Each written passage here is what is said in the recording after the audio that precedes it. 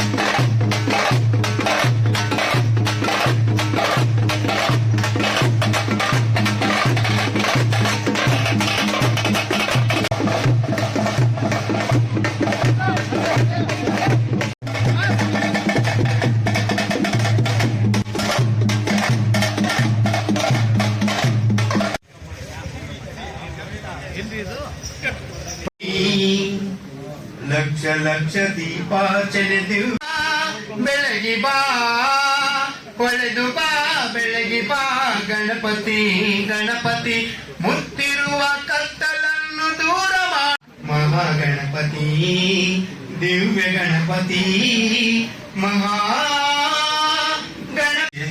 ಅತ್ಯಂತ ಪ್ರೀತಿಯಿಂದ ಪ್ರತಿಭಾ ಪುರಸ್ಕಾರ ಕಾರ್ಯಕ್ರಮವನ್ನ ನಡೆಸ್ಕೊಂಡು ಬರ್ತಾ ಇದ್ವಿ.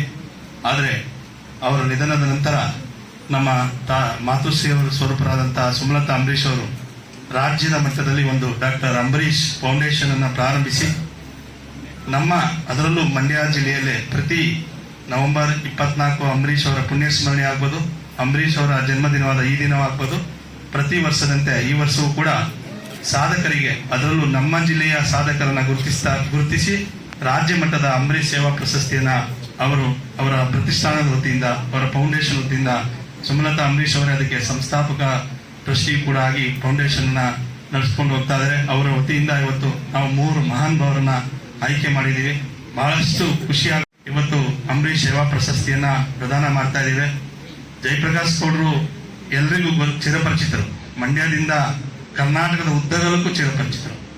ಕಾರಣ ಅವರಿಗೆ ಇಲ್ಲಿಯ ವಿದ್ಯಾರ್ಥಿ ದೊಡ್ಡ ಶಿಷ್ಯ ಪಡೆಯ ಇದ್ರೂ ಕೂಡ ರಾಜ್ಯಾದ್ಯಂತ ಅವರು ನಡೆಸಿರ್ತಕ್ಕಂಥ ಸಾಹಿತ್ಯ ಪರ ಚಟುವಟಿಕೆಗಳು, ಕನ್ನಡ ಪರ ಚಟುವಟಿಕೆಗಳು ಮತ್ತು ಸಂಸ್ಕೃತಿಯ ಬಗ್ಗೆ ಅವರು ಹಾಕಿರುವಂತ ದಿಟ್ಟ ಹೆಜ್ಜೆ ಇದೆಯಲ್ಲ, ಕನ್ನಡ ನಾಡು ನುಡಿ ಸಂಸ್ಕೃತಿಯ ಬಗ್ಗೆ ಅವರಿಗಿರ್ತಕ್ಕಂಥ ಪ್ರೀತಿ, ವಿಶ್ವಾಸ, ಕಳವಳದಿಂದಾಗಿ ಪ್ರೀತಿಯಿಂದ ತನ್ನ ಸೇವೆ ನನ್ನ ಮನೆಯ ಸೇವೆ ಅಂತ ತಿಳ್ಕೊಂಡು ಆಸ್ಪತ್ರೆಯಲ್ಲಿ ಒಬ್ಬ ಪ್ರಖ್ಯಾತ ವೈದ್ಯರಾಗಿ ಜನರ ದೃಷ್ಟಿಯಲ್ಲೇ, ಜನರ ಬಾಯಿನಲ್ಲೇ ಇವತ್ತು ಜನರಿಂದ ಜನರಿಗೆ ಏನ್ ಹೇಳ್ತಾರೆ, ನಮ್ಮ mouth publicity is very strong publicity ಅಂತ ಹೇಳ್ತೀವಿ. ಹಂಗೆ ಅವರು ಇವತ್ತು ಇಡೀ ಜಿಲ್ಲೆಯಲ್ಲಿ ಜನಾನುರಾಗಿ ಆಗಿದ್ದಾರೆ. ಡಾಕ್ಟರ್ ಮನೋಹರ್ ಅವರು, ಅವ್ರಿಗೂ ಕೂಡ ಇವತ್ತು ನಮ್ಮ ಸುಮಲತಾ ಅಂಬರೀಶ್ ಅವರು ಫೌಂಡೇಶನ್ ವತಿಯಿಂದ ಗುರುತಿಸಿ ಅವ್ರಿಗೂ ಕೂಡ ಒಂದು ಅಂಬರೀಶ್ ಸೇವಾ ಪ್ರಶಸ್ತಿಯನ್ನ ಪ್ರದಾನ ಮಾಡ್ತಾ ಇದ್ದಾರೆ.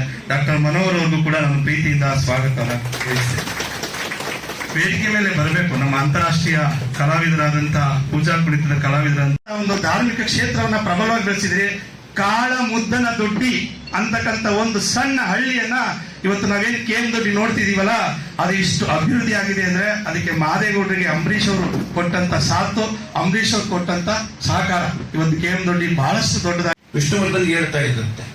ಆ ರೀತಿಯಲ್ಲಿ ನಮ್ಮ ಅಂಬರೀಶ್ ಅವರ ಹೃದಯವನ್ನ ಕದ್ದಂತ ಸುಮಲತಾ ಅಂಬರೀಶ್ ಅವರು ಇಲ್ಲಿದ್ದಾರಲ್ಲ, ಅದು ನಮಗೆ ತುಂಬಾ ಸಂತೋಷಕರವಾಗಿರ್ತದೆ. ಒಂದು ಹೃದಯ ಶ್ರೀಮಂತಿಕೆ ಇರ್ತದೆ. ಆ ಹೃದಯ ಶ್ರೀಮಂತಿಕೆಯನ್ನ ಮೆರೆದಂತ ಅಂಬರೀಶ್, ಇವು ನನಗೆ ಆಶ್ಚರ್ಯ ಆಗುತ್ತೆ. ಯಾರನ್ನಾದ್ರೂ ಕೇಳಿ ಸಿನಿಮಾ ರಂಗದಲ್ಲಿ ಇರ್ತಕ್ಕಂಥ ದೊಡ್ಡಣ್ಣ ಅಂತ ಒಂದ್ಸಾರಿ ಅಮೆರಿಕದಲ್ಲಿ ಯಾವುದೋ ಒಂದು ಹೊರದೇಶದಲ್ಲಿ ನನ್ನ ದುಡ್ಡಿಗೆ ಸಮಸ್ಯೆ ಆಗ್ಬಿಡ್ತು.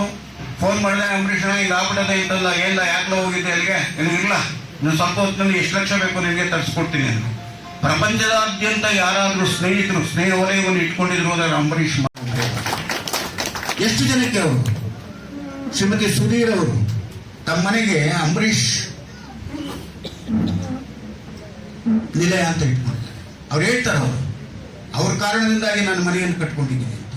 ಎಷ್ಟು ಜನ ಅವ್ರು ಹೇಳ್ತಾರೆ. ಇವತ್ತು ಅವರ ಅಂಬರೀಷ್ ಹುಟ್ಟುಹಬ್ಬ ಇದ್ದಿದ್ರೆ ಒಂದು ಸಂದರ್ಭದಲ್ಲಿ ನಾವು ಅದನ್ನು ತೆರೆಯ ಮೇಲೆ ನೋಡೋದು.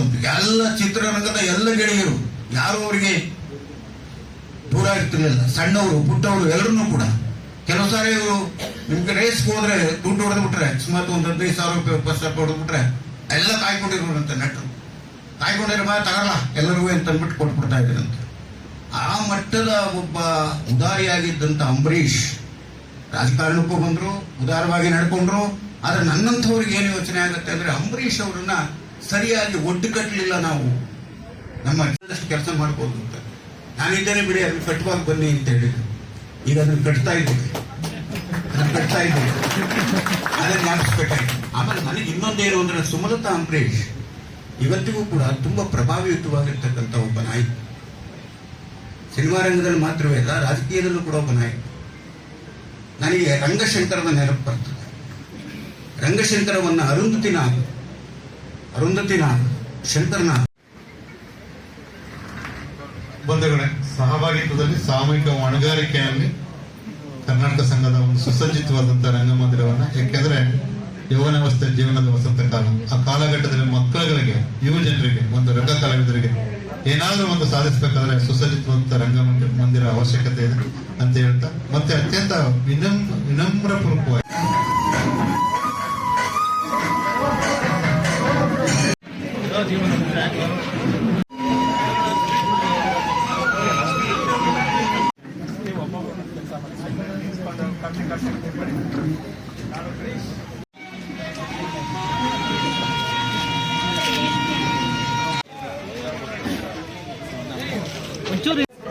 ನನ್ನ ಹೆಸರು ಸವಿತಾ ಚೀರ್ಕುನಯ್ಯ ಅಂತೇಳಿ. ನಾನು ಪೂಜಾ ಕುಣಿತ ಕಲಾವಿದೆ. ಮೂಲತಃ ನಾನು ತಡಗವಲ್ಲಿ ಮಳವಳ್ಳಿ ತಾಲೂಕು, ಮಂಡ್ಯ ಜಿಲ್ಲೆ. ಪೂಜಾ ಕುಣಿತ ಒಂದು ಕಲೆ. ಈ ಕಲೆನ ನಮ್ಮ ಜಿಲ್ಲೆಯಾದ್ಯಂತ ಹಾಗೂ ನಮ್ಮ ರಾಜ್ಯಾದ್ಯಂತ, ರಾಷ್ಟ್ರಾದ್ಯಂತ ಹೊರ ರಾಷ್ಟ್ರಗಳಲ್ಲೂ ಚೈನಾ, ಸ್ವೀಡನ್, ಸಿಂಗಾಪುರ್, ದುಬೈ ಈ ತರ ಬೇರೆ ಬೇರೆ ರಾಷ್ಟ್ರಗಳಲ್ಲೂ ನನ್ನ ಕಾರ್ಯಕ್ರಮನ ಪ್ರದರ್ಶನ ಮಾಡಿ ಜನರ ಮೆಚ್ಚುಗೆಗೆ ಆಯ್ಕೆಯಾಗಿದ್ದೇನೆ. ಅದ್ರ ಜೊತೆಗೆ 3 ಜನ ರಾಷ್ಟ್ರಪತಿಯವ್ರ ಮುಂದೆ ನಾನು ಪ್ರದರ್ಶನ ಮಾಡಿದ್ದೇನೆ. ಮತ್ತೆ ಪ್ರಧಾನಮಂತ್ರಿಯವ್ರ ಮುಂದೆನೂ ಗಣರಾಜ್ಯೋತ್ಸವ ಪೆರೇಡ್ನಲ್ಲಿ 1 ತಿಂಗಳು ಇದ್ದು, ಗಣರಾಜ್ಯೋತ್ಸವ ಪೆರೇಡ್ನಲ್ಲೂ ಪ್ರಧಾನಮಂತ್ರಿ ನರೇಂದ್ರ ಮೋದಿ ಸರ್ ಜೊತೆ ಇದ್ದು ಕಾರ್ಯಕ್ರಮ ಮಾಡಿದ್ದೇನೆ. ನಮ್ಮ ಜಿಲ್ಲೆನ, ಇಡೀ ನಮ್ಮ ಜಿಲ್ಲೆನ ರಾಜ್ಯ ಹಾಗೂ ಅಂತಾರಾಷ್ಟ್ರ ಮಟ್ಟದಲ್ಲಿ ಗುರುತಿಸಿರುವ ಹೆಮ್ಮೆ ಇದೆ. ಇದು ಪೂಜಾ ಕುಣಿತ ಒಂದು ಗಂಡು ಕಲೆ. ಆ ಗಂಡು ಕಲೆನ ನಾನು ಹೆಣ್ಮಗಳಾಗಿ ಸುಮಾರು 29 ವರ್ಷದಿಂದ ನಿರಂತರವಾಗಿ ಮಾಡ್ಕೊ ಬರ್ತಾ ಇದ್ದೀನಿ. ಕರ್ನಾಟಕ ಸರ್ಕಾರ ಜಾನಪದ ಅಕಾಡೆಮಿ ಸದಸ್ಯರಾಗೂ ಕೆಲಸ ಮಾಡಿದ್ದೀನಿ. ತುಂಬಾ ಹಲವಾರು ಕಿತ್ತೂರು ರಾಣಿ ಚೆನ್ನಮ್ಮ ಸ್ಟೇಟ್ ಲೆವೆಲ್ ಪ್ರಶಸ್ತಿ, ಜಿಲ್ಲಾ ಪ್ರಶಸ್ತಿಗಳು ತುಂಬಾ ಆಗಿದೆ. ಹೀಗೆ ನಮ್ಮ ಎಲ್ಲ ಜಿಲ್ಲೆಗಳು ಹಾಗೂ ಸಂಘ ಸಂಸ್ಥೆಗಳು, ರಾಜ್ಯ ಮಟ್ಟದ ಸಂಘ ಸಂಸ್ಥೆಗಳು ನನ್ನ ಪ್ರತಿಭೆಯನ್ನು ಗುರುತಿಸಿ ತುಂಬಾ ಸನ್ಮಾನಗಳು ನನಗೆ ದೊರಕಿದೆ. ತುಂಬಾ ಖುಷಿ ಅನಿಸುತ್ತೆ. Thank you.